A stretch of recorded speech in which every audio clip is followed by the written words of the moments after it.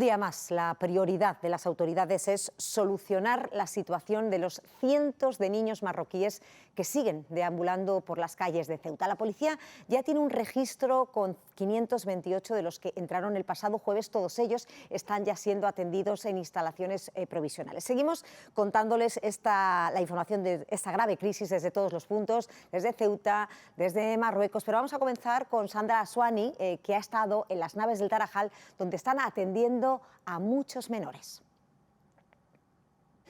Buenas tardes. Pues la atención de los ceutíes que se acercan hasta aquí para darle comida y bebida, porque aún son muchos los menores que están aquí tirados literalmente en el polígono del Tarajal. La ciudad no tiene recursos, se ha visto obligada a reabrir 3 naves en el polígono, las mismas que tuvo que abrir en mayo de 2021, pero es que ahora mismo está acondicionando de forma urgente y provisional otras 2 naves más.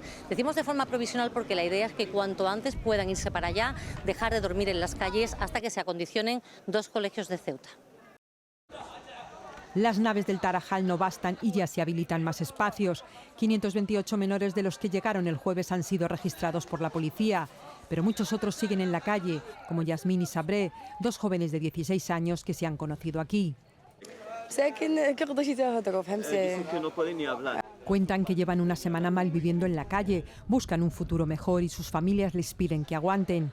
Igualdad pide protección para todas las niñas que corren riesgo de sufrir violencia. Las organizaciones reclaman espacios seguros, donde pueden derivarse a estas niñas y poder darles ese espacio protector, un espacio seguro, identificar si están siendo víctimas de cualquier violencia de sus derechos.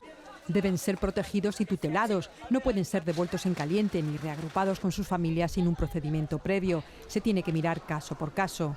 Que se localiza a la familia, que está en disposición de acogerle de manera segura y hacer ese traslado en estas circunstancias. Lo que no se puede hacer de ninguna forma es un retorno colectivo, ¿no? Que haya habido menores que se hayan ido voluntariamente no tenemos ninguna constancia, desde luego. Desde luego no se ha permitido que haya menores solos pasando por la frontera. La segunda vía pasa por el traslado de aquellos que no pueden regresar a sus familias a otras comunidades autónomas en un plazo máximo de 15 días. Ceuta no tiene capacidad para atender a todos. Sobre la investigación, la Audiencia Nacional ha pedido a la Guardia Civil información sobre los días previos a la crisis de Ceuta. La jueza María Tardón quiere saber si recibieron algún aviso que hubiese podido alertar de la entrada masiva de inmigrantes. También pide información sobre el dispositivo desplegado, las operaciones de rescate y sobre las personas fallecidas. El Instituto de Medicina Legal de Ceuta trabaja en las identificaciones de los 79 cadáveres recuperados tras el cruce de la frontera en el lado español. La ONG Caminando Fronteras asegura que al otro lado, en Marruecos, fallecieron al menos 66 personas. Arantxa Marculeta, la cifra oficial de Rabat de momento desde luego no alcanza ese número.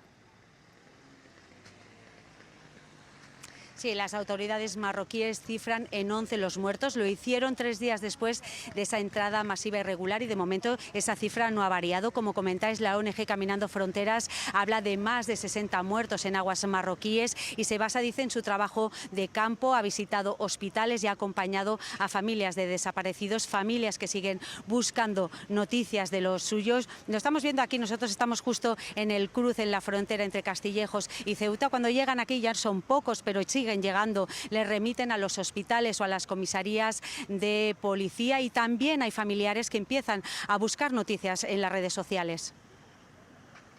Arantxa, una cosa más, en Marruecos comienza a haber detenciones y procesamientos en relación con la entrada masiva de más de 70.000 personas del pasado jueves. Sí, por lo que sabemos hasta ahora, la Asociación, por ejemplo, de Derechos Humanos marroquí habla de más de 50 detenidos por delitos varios relacionados con esa entrada masiva irregular. Y la prensa local de Tetuán, que está a nada, media hora de aquí de Castillejos, concreta un poco más y habla de hasta 25 procesamientos por presuntas organizaciones de cruces irregulares a territorio español.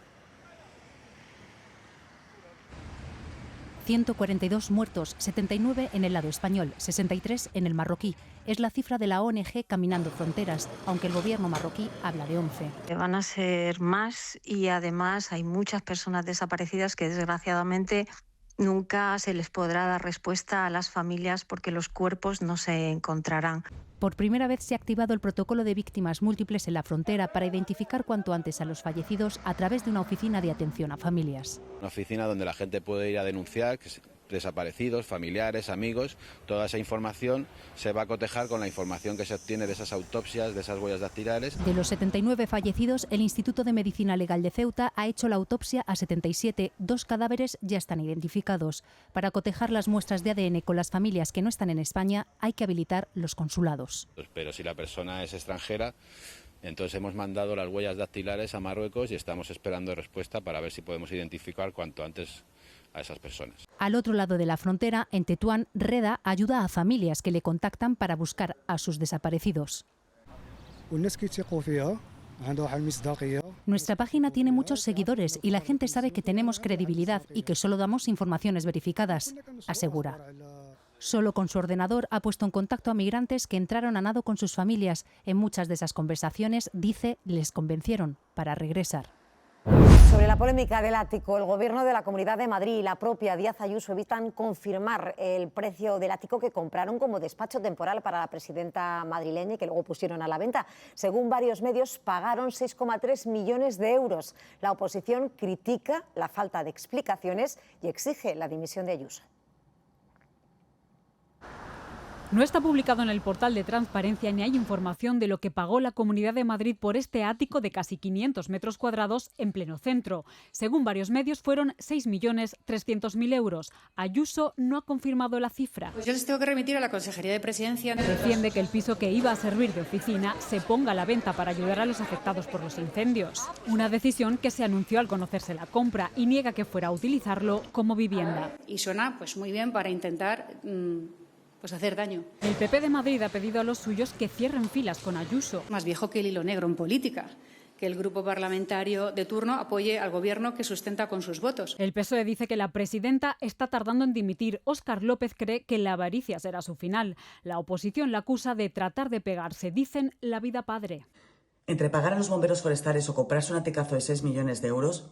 se compra el aticazo. El precio del ático es un escándalo absoluto y la intención de que Ayuso lo utilizara como residencia privada es un desfalco en toda regla. Y critican enterarse del coste del ático por los medios.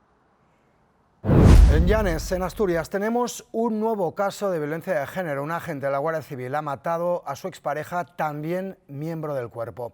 Conectamos con la redacción en Eco Carazo. ¿Qué más sabemos? Sí, poco a poco vamos conociendo más datos. Ocurría en torno a la 1:30 de la mañana, unos minutos antes de esa hora. Un ex guardia civil que había sido retirado del servicio se ha colado dentro de las dependencias policiales. Allí ha robado un arma y después ha descerrajado varios tiros contra otra guardia civil, la que fuera su expareja. En este momento un teniente ha tratado de ayudar a la víctima y finalmente el agresor ha disparado también contra él, hiriéndole de gravedad en una pierna. En su huida, otros efectivos de la Guardia Civil han tratado de evitar que se marchara y finalmente el agresor ha resultado herido también de gravedad y en este momento se encuentra detenido en el hospital mientras se recupera. Como decíamos, este ex agente, este ex guardia civil había sido retirado del servicio porque contra él pesa una condena en firme por violencia de género, ya que su expareja le había denunciado con anterioridad. Él había trabajado en estas dependencias de Llanes, en Asturias, finalmente trasladado en su último destino en Zamora, pero como decimos, había sido retirado del servicio y le habían retirado también el arma. La pareja deja 3 hijos, el mayor de ellos de 18 años. Justo en una semana miles de personas mirarán al cielo y en muchos puntos de España ya se preparan para la llegada de visitantes. Tenemos grupos ya reservados desde el año pasado.